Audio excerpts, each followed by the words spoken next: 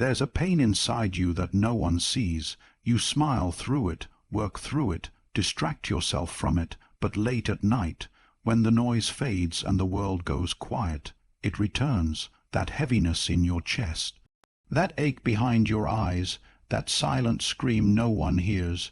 You wonder why it's there. You call it bad luck, heartbreak, burnout, maybe even weakness. But what if I told you it's none of those things? What if I told you your pain is not random, that it didn't show up to punish you, but to awaken you? Your pain is not a coincidence. It is a message, a code written by your unconscious, a signal from the depths of your soul saying, this life you're living, this version of you, it is not your final form. We do not wake up through comfort. We wake up through disruption, and pain is the ultimate disruptor. It shakes you, breaks you, and then, if you're willing to listen, it remakes you. This is not a call to escape your pain. This is a call to face it, to understand it, because inside that pain is the very key to your freedom. Let's dive into 5 truths that reveal why your suffering is not senseless, but sacred, and how, if you choose to embrace it, it can lead you to the life you were meant to live. We grow up believing in roles, not necessarily because they are true, but because they are taught, repeated, and rewarded. From the moment we learn to speak, we are subtly guided, praised when we conform, scolded when we deviate. The rules are unspoken but deeply internalized. Be quiet, be nice, be useful, be successful, be who they expect you to be. And so we begin to construct a self, not from the raw material of who we truly are, but from the fragmented reflections of what others demand. We learn to wear masks, not out of malice or deceit, but out of survival. We become the version of ourselves that seems safest. We adapt, we perform, but the soul does not forget. While the ego plays along, fitting into the social puzzle, the soul keeps a record.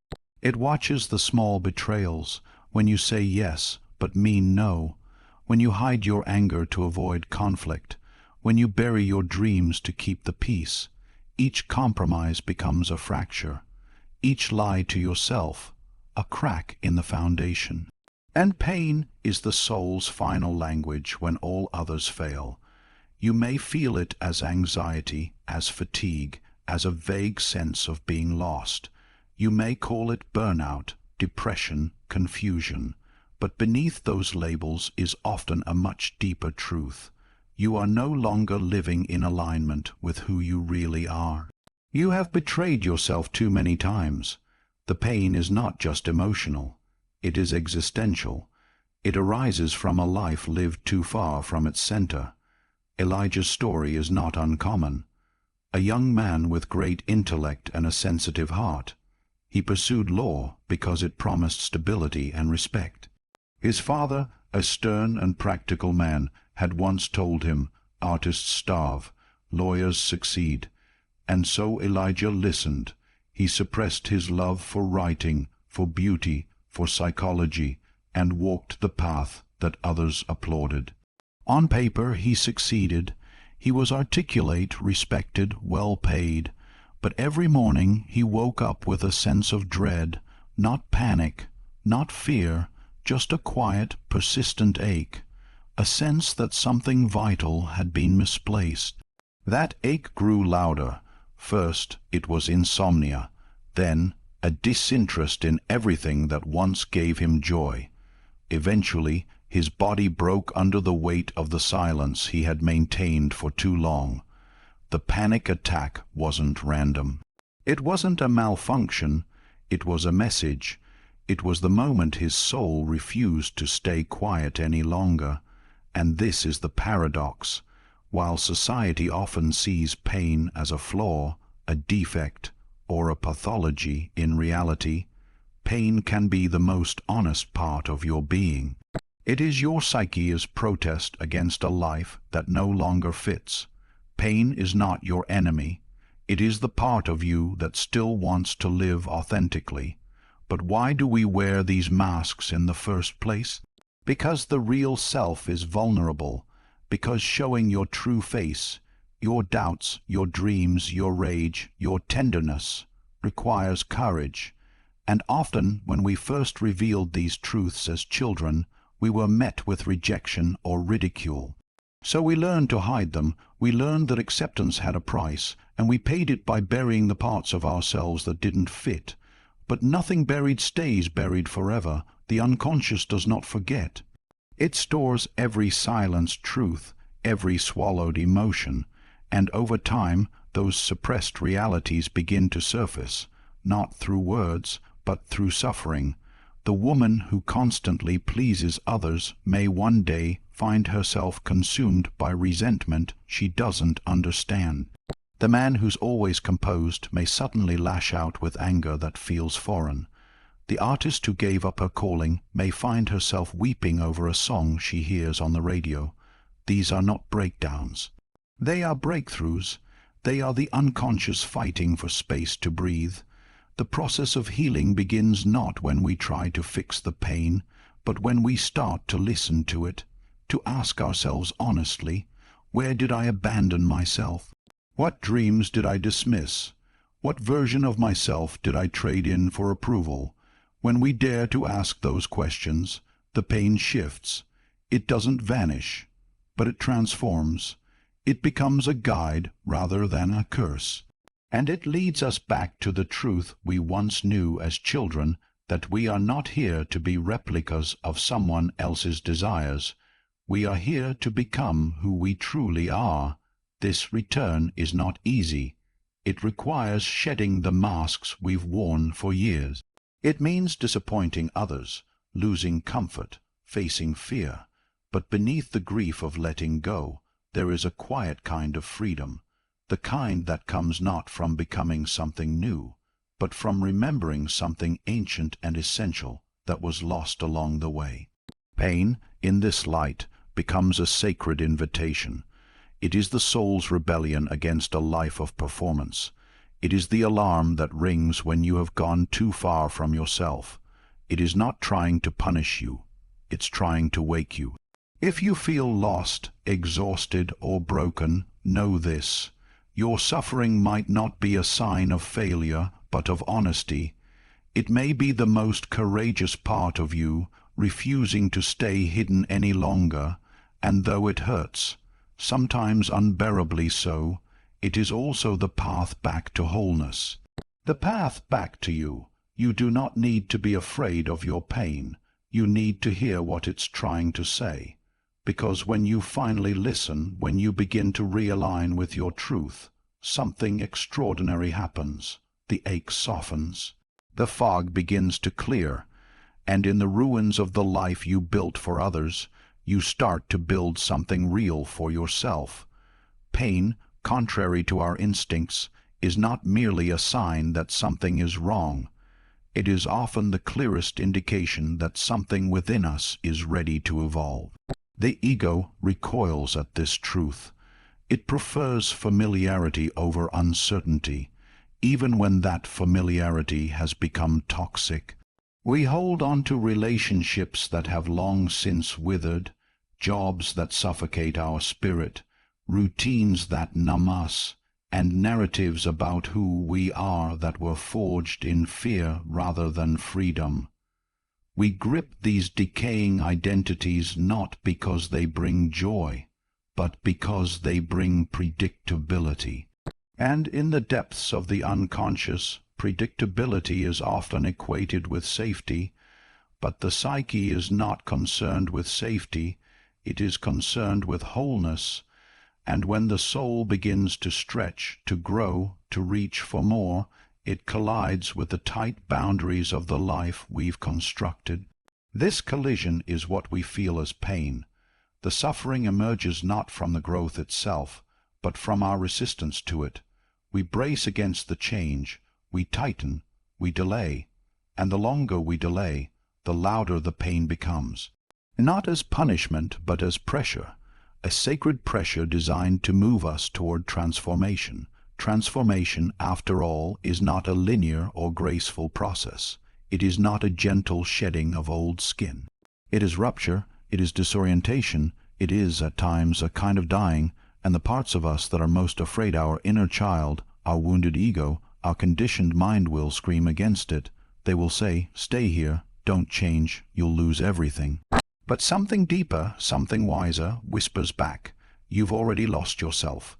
In moments of true growth, it feels as if the world is cracking open, and in a way it is. The world you've known, the identity you've crafted, the masks you've worn, they begin to shatter. The job that once gave you stability now feels like a prison. The relationship that once felt comforting now feels hollow. The version of yourself that once received applause now feels foreign. It is tempting in those moments to blame the world, to think that everything outside of you has suddenly gone wrong, but it hasn't. What has changed is you. You are no longer small enough to fit inside the life you once built. There's a story told by a woman who had spent 15 years working in corporate finance. By all external standards, she was successful. High income, prestigious title, respect. But deep inside, she was restless. She began having dreams, vivid, symbolic dreams, of being trapped in glass rooms, unable to speak. Her body began to ache. She would wake up with tightness in her chest, with a feeling of dread she couldn't explain. Her doctor told her it was anxiety. Her friends told her she just needed a vacation. But nothing helped. The pain wasn't circumstantial, it was existential. One day, during a routine meeting, she broke. Her voice shook, her hands trembled, and she finally spoke the truth that had lived in her chest for years. "I don't want to do this anymore." She left. Not in rage or rebellion, but in surrender. The pain had spoken, and when she stopped resisting, she began to rebuild. Slowly, awkwardly, but authentically. Today, she teaches art therapy, something she had buried since childhood. This is not an extraordinary story. It is a common one, and it reveals something crucial.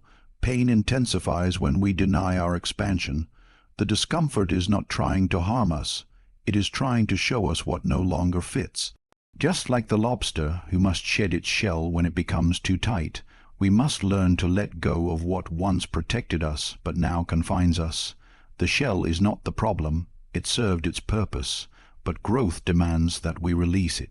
Pain is not the enemy. Resistance is. It is the tightening, the bracing, the clinging that causes suffering. Because to grow, we must become vulnerable again. We must step into unknown terrain, and the unknown always feels like danger to the ego. But the soul recognizes it as homecoming, as return, as emergence. A study published in Psychological Science revealed that those who endured moderate psychological adversity, heartbreak, failure, loss, not only developed higher resilience, but also greater clarity about what truly mattered to them. The pain stripped away their illusions. It peeled back the surface, and what remained was real. That is the hidden gift of pain. It strips us down to essence. It forces us to confront what we have ignored. And from that confrontation, a new self begins to emerge. This is why moments of pain so often precede awakening. The man who loses everything and discovers meaning in simplicity. The woman who is betrayed and finds power in solitude. The person who hits rock bottom and realizes they are still alive, still breathing, and therefore still free. Pain can feel like the end, but it is often the beginning, not of who you were, but of who you were always meant to become. So the next time pain visits you, real pain, not the fleeting kind, but the ache that lingers and refuses to be silenced, do not rush to silence it. Do not drown it with distraction or numb it with denial. Sit with it, listen to it, ask it what it wants from you, and more often than not, it will say something simple but terrifying: let go. Let go of who you think you're supposed to be. Let go of the job, the title, the relationship, the version of you that keeps you small. Let go so that something more real can take its place, because in the end, pain is not here to destroy you. It is here to remind you that you are growing, that you are ready, that the shell has become too tight. And all that's required of you is the courage to shed it. There is a reason why the moments that feel most unbearable are often the moments that mark the beginning of our awakening. Pain, in its raw and intrusive form, does not arrive without meaning. It is not random, it is not chaos, it is not senseless suffering. It is, in truth, the soul's final attempt to be heard.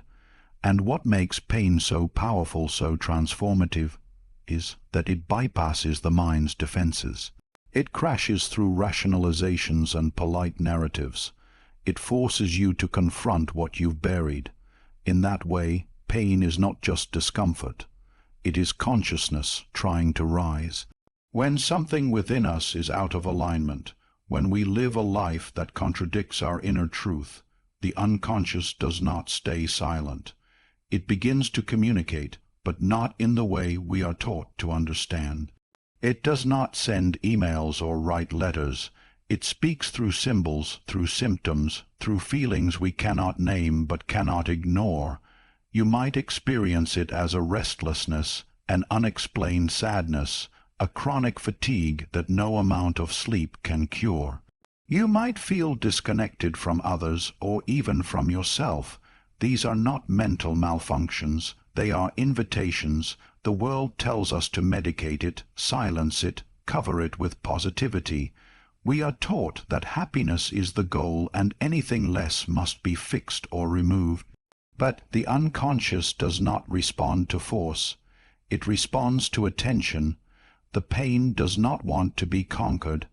It wants to be understood, because underneath every wave of emotional distress is a truth that has been denied, a memory, a wound, a part of you that you abandoned in order to survive, and now it wants to return home. Consider the story of Clara, a woman in her late 30s, admired for her warmth and resilience. She had spent her life taking care of others, her siblings, her parents, her co-workers. She was always available, always smiling, always putting others first. But alone, she would often cry without knowing why. Her body ached, her sleep was restless, she began to have nightmares about drowning. For years she dismissed it as stress, but eventually the breakdown came. One day she simply could not get out of bed. She described it later as a collapse of the self I had built to keep everyone else comfortable.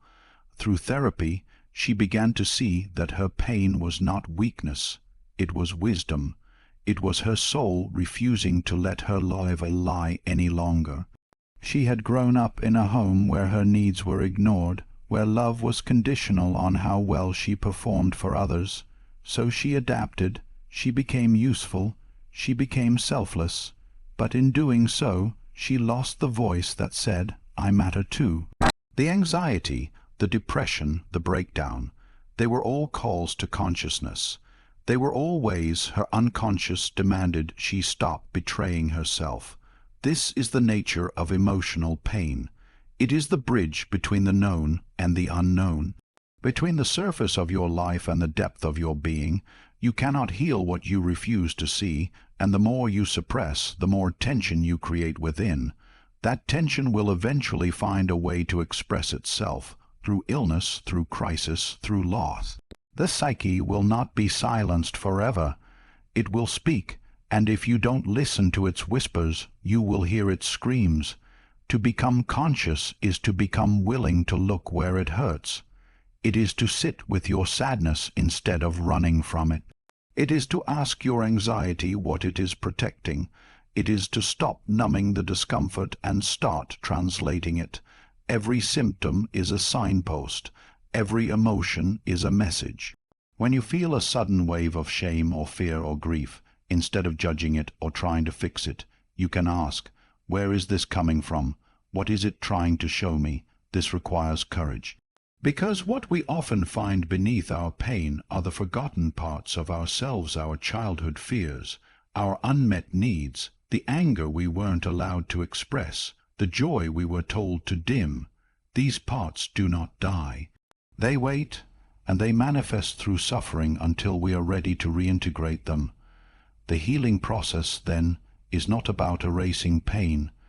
It is about making it conscious. It is about giving language to what was once silent, and compassion to what was once condemned. Breakdowns are often breakthroughs in disguise. The moment everything falls apart is often the moment the illusion dies. The role you played, the life you performed, the expectations you tried to meet. These collapse not because you are broken, but because the lie has reached its limit, and in that collapse you come face with what is real.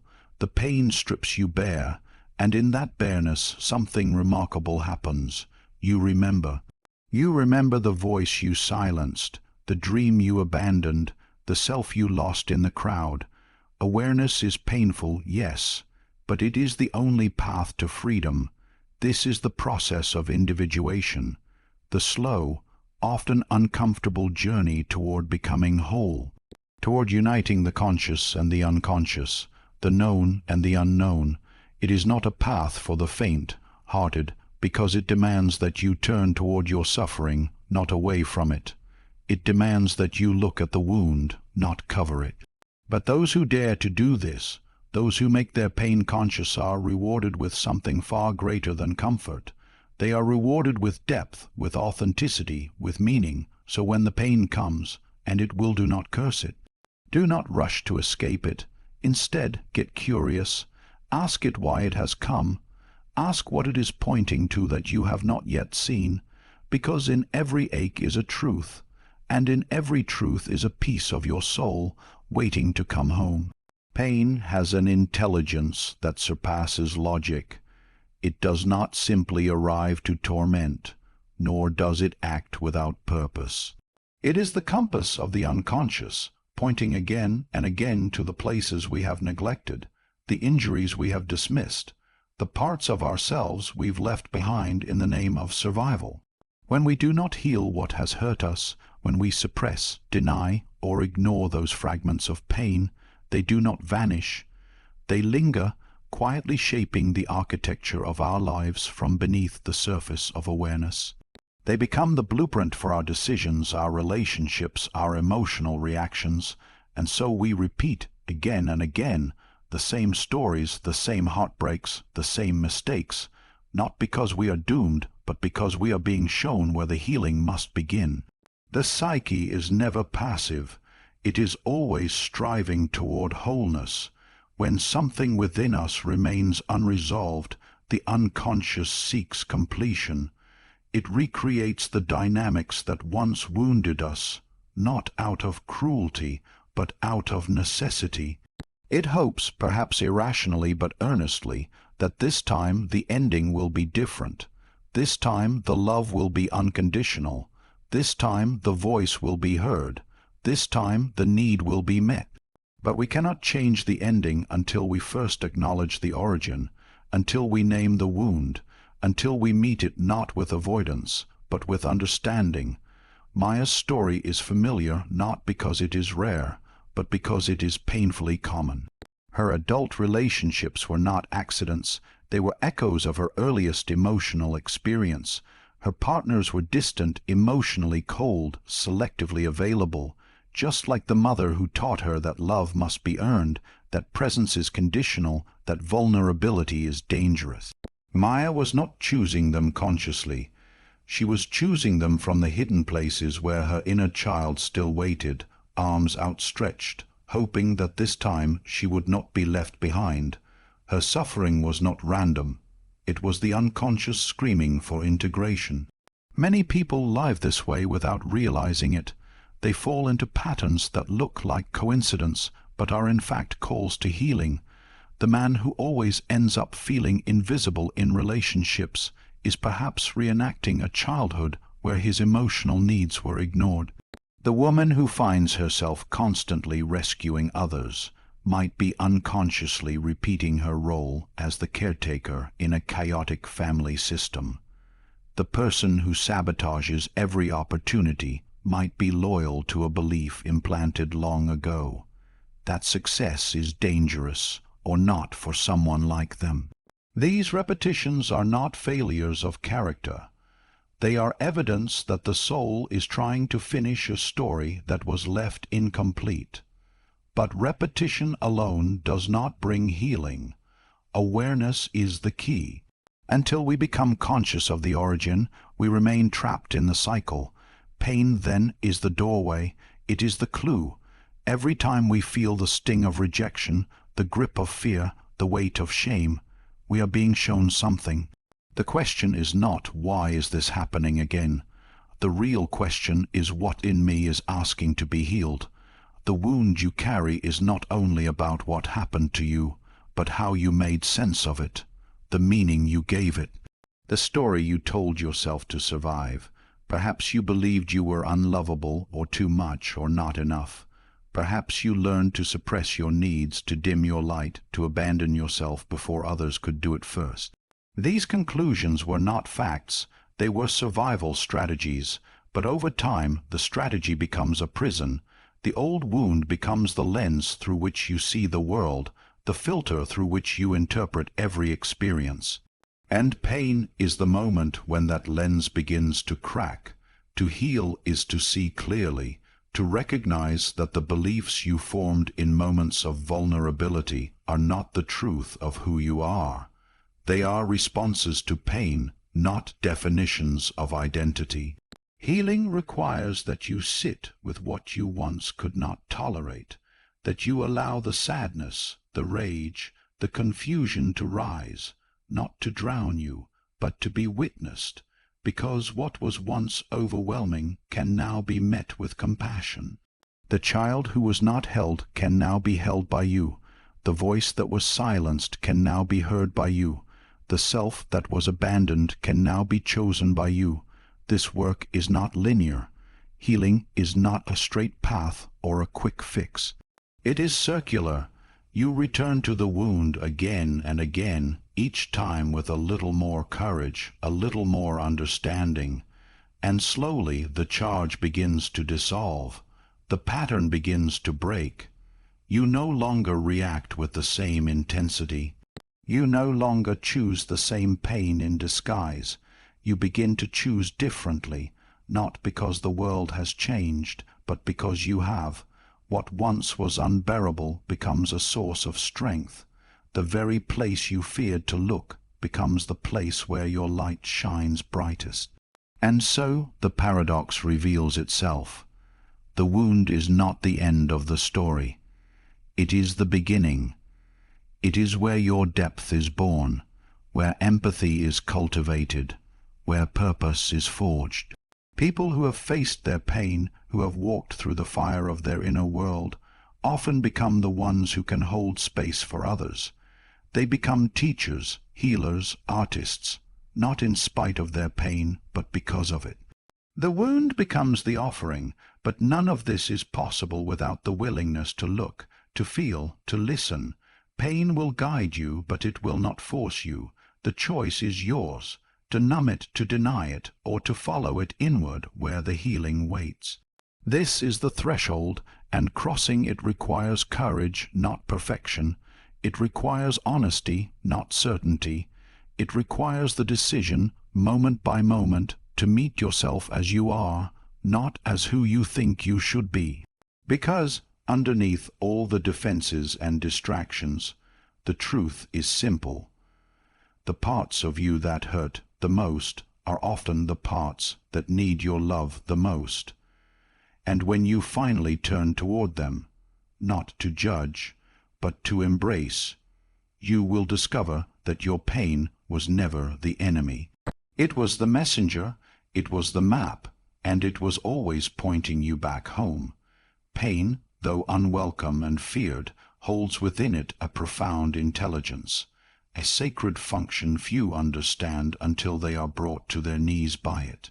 In a world that worships comfort, pain is often demonized, avoided, numbed, or buried beneath distractions. Yet paradoxically, it is through pain that the deepest truths are revealed. It is through pain that the ego is stripped of its illusions, and the soul is called forth to emerge.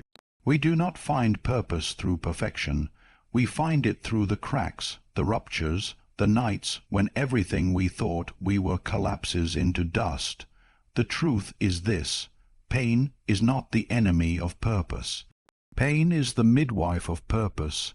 There is a silence that follows profound suffering, a stillness unlike any other. In that silence something ancient stirs, something that is not of the mind but of the soul. Those who have been broken do not simply return to who they were before.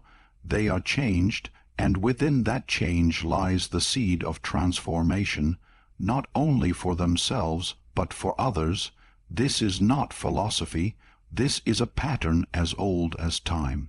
Those who have walked through fire carry a light that cannot be extinguished.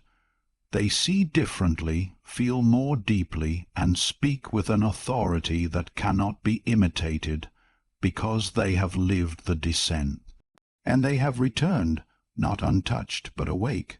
Consider the lives of those who have shaped history, not just through intellect or ambition, but through the sheer force of a heart broken open. Viktor Frankl, whose body and spirit were tested beyond imagination in the concentration camps, emerged not only with survival but with vision. He did not seek revenge. He did not retreat into despair. Instead, he gave the world a truth that pierced through the cynicism of modernity, that our capacity to endure depends not on our external circumstances, but on our inner relationship to meaning. He had every reason to give up, but he chose instead to lift others. His suffering was not wasted. It was transformed into wisdom. This pattern echoes in many forms. A woman who grew up in foster care becomes a social worker, dedicating her life to children who feel forgotten. A man who struggled with depression becomes a poet whose words save lives he will never meet. A recovering addict becomes a mentor, speaking in rooms where the air still smells like despair. What links these people is not that they avoided suffering, but that they answered it. That they met it fully, listened to it deeply, and allowed it to shape their path. Pain did not end them, it initiated them. There is a subtle shift that happens when one stops asking, "Why is this happening to me?" and begins to ask, "What is this pain trying to teach me?" That shift is the birth of purpose, because pain is rarely random. It has a direction. It reveals what matters to you. It highlights what has been neglected, what you long for, what your soul is aching to express. The one who knows abandonment may later discover that they are uniquely gifted in building trust and connection. The one who has been silenced may one day become the voice for the voiceless. The one who has been lost in confusion may rise to offer clarity and direction to those still wandering. Purpose is not about grandiosity, it is about authenticity. It is about offering what only you can offer because you have lived it, and yet this alchemy of pain into purpose cannot be rushed. It is not a transaction. It is a slow and sacred unfolding. At first, the pain may seem only destructive, like it has stripped you of everything you knew and loved. You may feel hollow, shattered, or forsaken. But in time, if you do not close your heart, something begins to form in the emptiness. A tenderness, a fierce compassion, a longing to make sense of the suffering by helping others find their way through it. This is the whisper of purpose. It does not always shout. It does not demand fame or recognition. Sometimes it is as simple as sitting with someone in their pain and saying, "I know this place. I've been here too, and you are not alone." There is nothing romantic about suffering. It is not beautiful when you are in the middle of it. It can feel cruel, senseless, endless. But what redeems suffering is what we choose to do with it, whether we use it as fuel for bitterness or as the soil for our becoming, whether we let it calcify our hearts or break them open in service to something greater. The choice is ours, though it rarely feels like a choice at first. Only later, when the fog begins to lift, do we see that we were being carved into vessels capable of holding more light than we ever imagined. Pain has the power to dissolve the false self, the persona built to survive, to please, to conform. What is left in its wake is something raw, something real, and from that place, true purpose is born.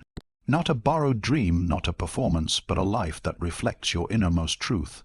This is the irony. The very thing you thought would destroy you may in fact be the thing that reveals who you truly are.